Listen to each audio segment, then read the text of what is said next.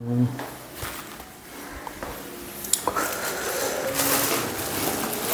Morning to मेरे प्यारे विद्यार्थियों।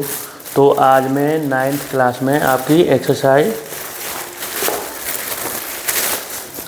6.1 स्टार्ट करता हूं। मेरे प्यारे विद्यार्थियों, एक्सरसाइज 6.1 के मैंने आपको जो से संबंधित रिलेटेड फॉर्मूले थे वो बता दिए हैं। अब एक्सरसाइज 6.1 देखिए, अब समझिए इसे।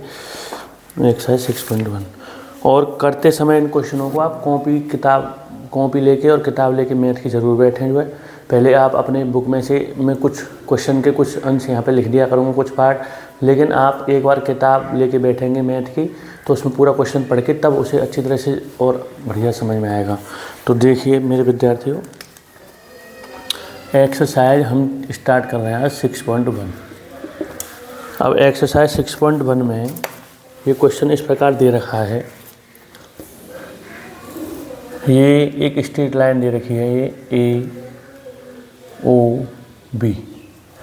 उसके बाद में फिर ये एक और स्ट्रेट लाइन दे रखी है सी ओ डी और फिर एक और दे रखी है ओ ई। अब इसमें हमें A B and C D intersect at point O if angle A O C. अब हमें ये गिवन है, इसमें क्वेश्चन नंबर है ये first, angle A O C plus angle B O E equal 70 degree. Angle B O D equal ये हो गया हमारे पास 40 degree. B O D equal ये कितना हो गया 40 डिग्री। तब हमें फाइंड करना है, find angle V O E and reflex find करना है एंगल सी ओ ई, ये फाइंड करना है हमें। ये गिवन है angle A O C plus angle B O E, ये 70 डिग्री दे रखा है। वी ओ डी ये 40 डिग्री दे रखा है। बी ओ ई फाइंड करना है, बी ओ ई, और हमें रिफ्लेक्स सी ओ ई। अब देखिए समझिए इस क्वेश्चन को। अब किस प्रकार होगा ये क्वेश्चन। अब angle A O C plus angle B O E ये हमें दे रखा है 70 डिग्री। कितना दे रखा है ये 70 डिग्री। अब मान लीजिए इस एंगल को हमने, ये बताइए आप, ये एक स्ट्रेट लाइन है ए बी। जब ए बी एक स्ट्रेट लाइन है तो ये पूरा एंगल ये कितने का हो जाएगा हमारा 180 डिग्री का। मैंने आपको बताया था जब ये स्ट्रेट लाइन है तो ये स्ट्रेट एंगल होता है तो ये कितने का होता है 180 डिग्री का। तो जब ये पूरा एंगल 180 डिग्री का हो जाएगा तो इन तीनों एंगलों का सम, इस पर जो एंगल बन रहा है, ये 3 एंगल बन रहे हैं, 1 2 3। अब इन तीनों एंगलों का सम कितना होगा 180 डिग्री।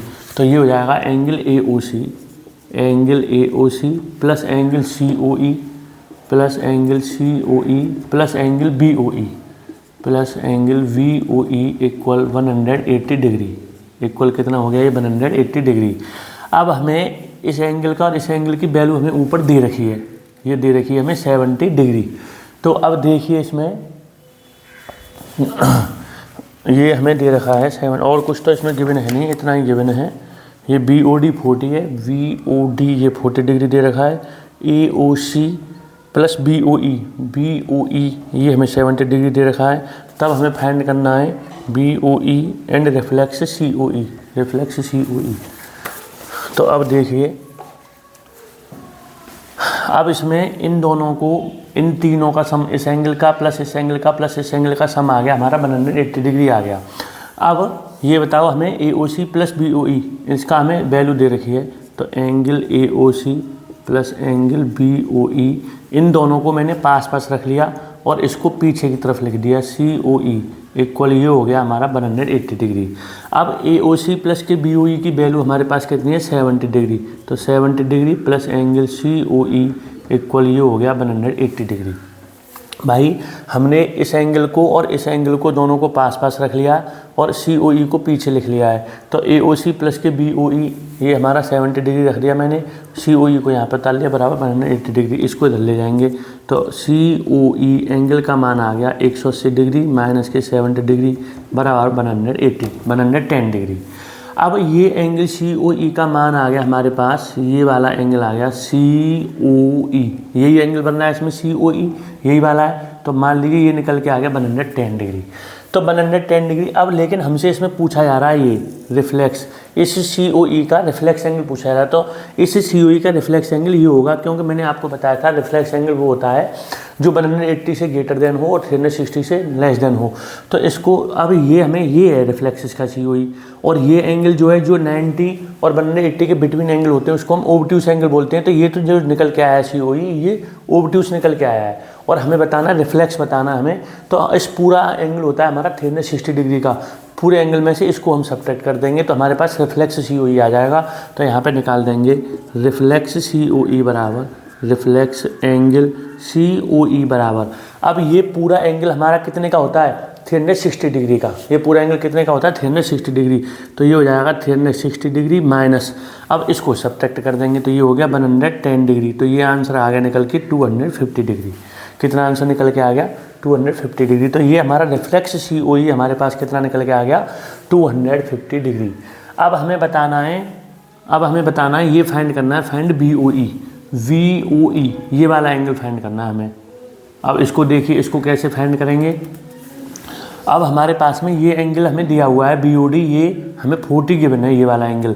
तो ये लाइन और ये लाइन एक दूसरे को O पॉइंट पर इंटरसेक्ट करती हैं। तो अब इसमें इसको थोड़ा सा मैं यहाँ से हटा दे रहा हूँ आपको समझाने के लिए, देखिए इसे समझिए। अब हमें ये एंगल फाइंड करना, हमारा टारगेट है इसको फाइंड करना। अब ये हमें दे रखा है 40 डिग्री, ये कितना गिवन है यहाँ पे हमारे पास में 40 डिग्री। अब ये एंगल 40 डिग्री है तो ये वाला एंगल भी 40 डिग्री होगा, क्योंकि ये वर्टिकल अपोजिट एंगल होगा, इसलिए ये कितने का हो जाएगा 40 डिग्री। तो अब यहाँ पे हम लिखते हैं एंगल AOC बराबर angle BOD, angle VOD equal ये हो जाएगा हमारे पास में 40 डिग्री। कितना हो जाएगा 40 डिग्री। एंगल AOC ये जो है इसके इक्वल होगा, क्योंकि ये वर्टिकली अपोजिट एंगल है, यहाँ पे हम लिख सकते हैं वर्टिकली अपोजिट एंगल, हिंदी में हम इनको कहते हैं शीर्षाभिमुख कोण। तो ये एंगल जो है ये एंगल इसके बराबर हो जाएगा। तो ये हमारा ये एंगल जो कितने का निकल के आ गया 40 डिग्री का निकल के आ गया। अब हमें बताना है ये वाला एंगल BOE फाइंड करना है ये वाला। तो फिर दोबारा मैं इसका प्लस इसका सम ले ले रहा हूँ बराबर 180 डिग्री। इस वाली बात को फिर मैं दोबारा लिखता हूँ एक बार और, angle AOC plus angle COE plus angle COE plus angle BOE बराबर 180 डिग्री। इन तीनों का सम 180 डिग्री इसलिए है क्योंकि ये एक ही स्ट्रेट लाइन पर बने हैं। एक ही स्ट्रेट लाइन पर आप कितने भी एंगल बना दो उन सभी का सम हमेशा कितना होगा 180 डिग्री होगा। अब इसमें एंगल AOC की वैल्यू कितनी है हमारे पास में 40 डिग्री, फिर प्लस अब एंगल COE में निकाल चुका हूँ यहाँ पे, ये कितना निकल के आया था हमारा 110 डिग्री। तो यहाँ पे इसकी वैल्यू रख दी 110 डिग्री प्लस एंगल BOE अब हमें फाइंड करना है। तो ये BOE मैंने यहाँ पे ऐसे ही उतार लिया इक्वल 180 डिग्री। अब इसको सॉल्व कर देंगे तो ये हो गया हमारे पास 150 डिग्री प्लस एंगल BOE बराबर ये हो गया 180 डिग्री। तो अब हमें इसका मान निकालना है, तो ये हो गया आपका BOE बराबर 180 माइनस के 150 डिग्री बराबर 30 डिग्री। तो इसका मान निकल के आ गया BOE का मान कितना निकल के आ गया इसका 30 डिग्री। और रिफ्लेक्स COE एक आंसर हमारा ये हो गया रिफ्लेक्स COE, और एक आंसर हमारा ये हो गया एंगल BOE। ये हमें इस तरह से क्वेश्चन निकाला है मैंने, बहुत अच्छा क्वेश्चन है, इसे आप अच्छी तरीके से समझ के चलें मेरे प्यारे विद्यार्थियों, अच्छी तरह से समझ के चलें। अब अगले क्वेश्चन की तरफ बढ़ते हैं।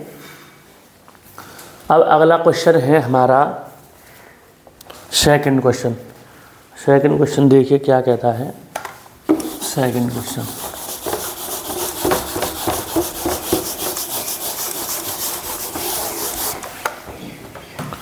तो क्वेश्चन नंबर सेकंड है, क्वेश्चन नंबर सेकंड का फिगर कुछ इस तरह से बना हुआ है।